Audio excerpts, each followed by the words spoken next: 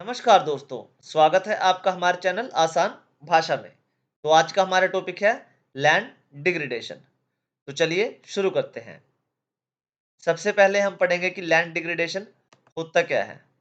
तो मान लो कोई भी भूमि है, ठीक है, कोई भी जमीन है कहीं पे, ठीक है। अगर उसकी क्वालिटी में डिक्लाइन आ जाता है और कमी आ जाती है तो उसको हम क्या कहेंगे, लैंड डिग्रेडेशन। मतलब वहां का जो भी भूमि है, ठीक है, वो क्या हो गई है, डिग्रेड हो गई है।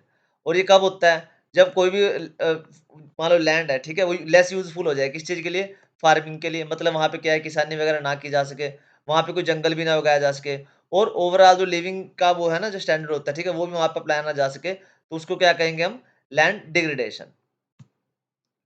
अब हम पढ़ते हैं इसके टाइप्स कौन-कौन से होते हैं लैंड डिग्रेडेशन के। तो सबसे पहला टाइप है इसका सोइल इरोजन, जिसको हम बोलते हैं मृदा अपरदन।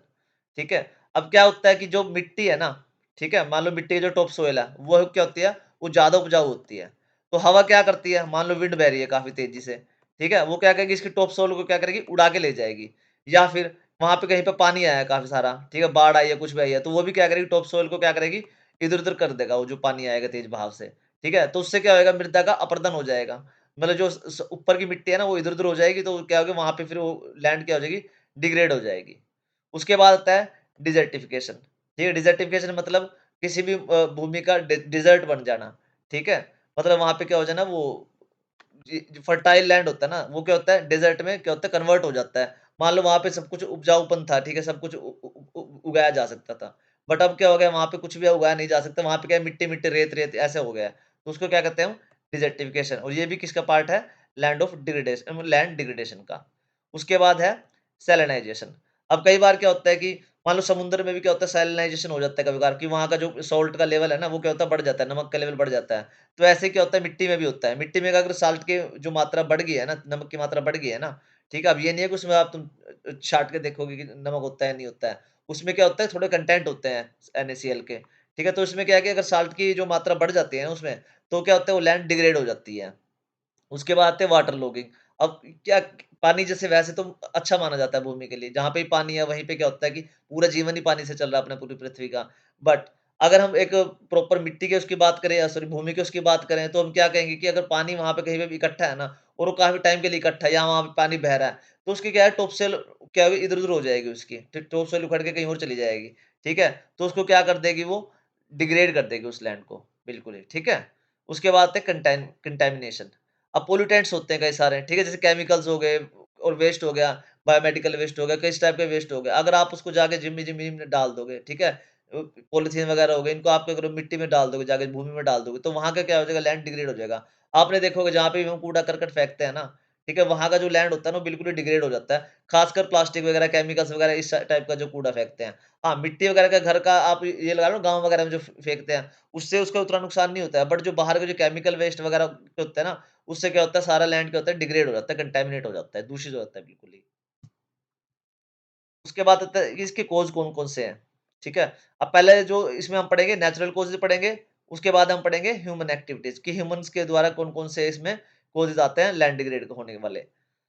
तो नेचुरल कॉज़ेज़ में आता है इसका हैवी रेनफॉल या फिर फ्लड, ठीक है? अब मान लो कहीं पे भी बहुत ज़्यादा बारिश हो रही है और वहाँ पे होती रहती है बारिश, ठीक है? बारिश in the sense heavy rainfall की बात हो रही है। अगर बारिश हो रही है किसी जगह पे, जैसे मेघालय वगैरह, वहाँ पे बारिश अच्छी होती है, ठीक है? तो चेरापूंजी वगैरह वहाँ पे तो फिर अच्छी सारा कुछ अच्छा है, वहाँ पे लैंड की क्वालिटी भी अच्छी है। बट अगर रेनफॉल हो रहा है और काफ़ी तेज़ी से हो रहा हो, तो क्या करेगा, टॉप के जो सोइल है उसको इधर-उधर कर देगा। जैसे फ्लड आ गई, बाढ़ आ गई है, तो वो भी यही काम करती है कि जो टॉप की सोइल है, ठीक है? उसको बहा के ले जाती है वो। तो उससे क्या होता है, लैंड डिग्रेड हो जाता है। उसके बाद है ड्रॉट्स, ठीक है? ये मतलब सूखा पड़ जाना। मान लो कहीं पे भी कोई ज़मीन है, जैसे राजस्थान हो गया, वहाँ पे क्या है, सूखा पड़ रहता है सब जगह पे। तो वो क्या है, नेचुरल कॉज़ है किस चीज़ का, लैंड डिग्रेडेशन का। उसके बाद है स्ट्रॉन्ग विंड्स। मान लो कहीं पे बहुत ज़्यादा तेज़ हवाएँ चलती हैं, जैसे राजस्थान वगैरह में ही है वैसे तो ये, गुजरात वगैरह में। वहाँ पे क्या है कि जो हवा की स्पीड है ना, वो काफ़ी तेज़ है। तो जो टॉप सोइल है, वो उसको उड़ा के ले जाती है मिट्टी को, ठीक है? तो उससे क्या है, लैंड डिग्रेड हो जाता है वहाँ का। उसके बाद है अर्थक्वेक एंड लैंडस्लाइड। अब मान लो कहीं पे पहाड़ों में लैंडस्लाइड हो गया है, ठीक है? तो उससे क्या होएगा, वहाँ पे जो उसकी जो भूमि की क्वालिटी है ना, वो क्या होता है, खत्म हो जाती है। या अर्थक्वेक आ गया हो, वहाँ पे क्या दरारें उधर पड़ जाते हैं, उससे भी तो क्या होता है, लैंड डिग्रेड हो जाता है। उसके बाद आते हैं ह्यूमन एक्टिविटीज़। मतलब जो कॉज़ है उसमें क्या पढ़ रहे हैं हम, ह्यूमन एक्टिविटीज़। तो सबसे पहला आता है डिफॉरेस्टेशन। अगर हमने सब जगह से जंगल काटे जा रहे हैं, तो जंगल क्या करते हैं, पेड़ क्या करते हैं, वो जो मिट्टी को करते हैं ना, वो पकड़ के रखते हैं। मिट्टी को तो जाने नहीं देते। ठीक है? तो उससे क्या होता है, और ऊपर से उसमें वहाँ पे जो पत्तियाँ-पुत्तियाँ गिरती हैं, तो उनको खाद वगैरह मिलती रहती है, तो न्यूट्रिएंट्स जो भी ज़मीन के ना, वो बने रहते हैं। तो डिफॉरेस्टेशन करने से क्या हो रहा है, पेड़ काटे जा रहे हैं लोग, वहाँ पे घर बना रहे हैं, फैक्ट्रियाँ लगा रहे हैं, कुछ भी कर रहे हैं। तो उससे क्या हो रहा है, हमारे ह्यूमन एक्टिविटीज़ कर रहे हैं, उससे क्या हो रहा है, लैंड डिग्रेड होता जा रहा है हमारा। ठीक है? उसके बाद है ओवरगेजिंग बाय एनिमल्स। अब कई बार मवेशी होते हैं, जैसे वो मवेशियों को चराने ले जाते हैं, जो ये वो चराने वाले होते हैं, ठीक है? वो क्या होते हैं, वहाँ पे जाके जंतु अपने जो मवेशी होते हैं, उनको जो पाले हुए उनके जीव-जंतु होते हैं, ठीक है? गाय हो गई, भैंस हो गई, बकरी हो गई, वो कहते हैं चरते रहते हैं वहाँ पे ज़मीन को। तो उससे क्या है, वो सारे जो ज़मीन के वो है ना घास वगैरह, उसको उखाड़ लेते हैं। उससे क्या है, वहाँ पे सूखा पड़ जाता है, और जो भी ओवर ग्रेजिंग हो जाती है मतलब वहाँ पे, ठीक है? उससे क्या होता है, फिर ओवरऑल हमारी लैंड को दिक्कत उठानी पड़ती है, और लैंड डिग्रेडेशन होता है उससे, ठीक है?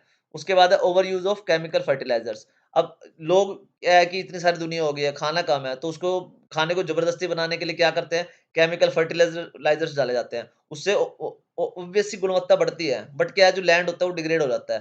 क्योंकि अगर आप ज़मीन में जितना ज़मीन दे सकती है हमें, उतना ही उससे लोगे तो बढ़िया है। अगर उससे ज़्यादा खींचने की कोशिश करोगे, तो लैंड ज़मीन फिर क्या है, मना ही कर देते हैं कि इससे ज़्यादा नहीं होगा। वो क्या होती है फिर, लैंड वहाँ की डिग्रेड होती चली जाती है।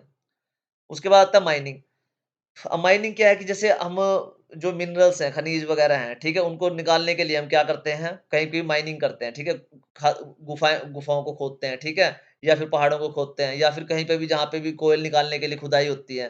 तो ठी उससे क्या होता है कि जो आस-पास की जो लैंड है ना, वो क्या होती है, डिग्रेड हो जाती है। उसके न्यूट्रिएंट्स वगैरह खत्म होने शुरू हो जाते हैं। Poor farming practices. अब कई जगह पे ना जो किसान के तरीके होते हैं ना किसानी करने के, उसमें क्या है कि जो टेक्निक्स होते हैं ना, वो अच्छी टेक्निक्स यूज़ नहीं करते हैं, जो कि इको फ्रेंडली होती हैं। ठीक है? तो उससे क्या होता है कि लैंड वहाँ की डिग्रेड होती जाती है। जैसे कि अगर एक ही फसल आप बार-बार जगह पे उगाते रहोगे, ठीक है? मुनाफ़े के लिए, या किसी या नॉलेज ना हो आपको ज़्यादा, ठीक है? तो उससे क्या है कि अगर जो फसल को न्यूट्रिएंट्स चाहिए ना उस प्रॉपर पर्टिकुलर फसल को, तो वो क्या कहते हैं, उसको निकालती रहेगी। तो एट द एंड क्या होएगा, उसमें से उस ज़मीन में से वो न्यूट्रिएंट्स खत्म होने शुरू हो जाते हैं, और फिर क्या होता है, लैंड डिग्रेड होना शुरू हो जाता है वहाँ का। तो बेटर है कि फसल को बदल-बदल के उगाया जाए वहाँ पे, तब जाके उसकी जो क्या है, जो क्वालिटी बनी रहती है लैंड की। उसके बाद है अर्बनाइज़ेशन एंड कंस्ट्रक्शन। अब मेन सबसे बड़ा पंगा तो यही है भाई, जो अर्बनाइज़ेशन हो रहा है ना, और इतना सारा कंस्ट्रक्शन चल रहा है, सबसे बड़ा रीज़न तो यही है। और ये चल क्यों रहा है, क्योंकि जो इंसान की जो हवस है ना, वो खत्म होने का नाम ले रही है, और वो पृथ्वी को भोगे जा रहा है। तो इस वजह से क्या हो रहा है, ह्यूमन एक्टिविटीज़ से लैंड डिग्रेड होता जा रहा है, और ये हो भी फिर उसी वजह से जनसंख्या भी बढ़ती जा रही है। जनसंख्या ही बढ़ रही है, तब ये सब कुछ बनाने पड़ रहे हैं। तो बेटर है जनसंख्या पे कंट्रोल करा जाए, और थोड़ी-सी ये लोगों की जो भोग करने की जो नियत है ना, कि मैं यहाँ पे भी ये बना लूँ, वहाँ पे भी वो बना लूँ, उस वजह से ये चीज़ें सारी क्या होती हैं, खराब होती जा रही हैं। अब उसके बाद क्या इफ़ेक्ट्स कौन से हैं लैंड डिग्रेडेशन के?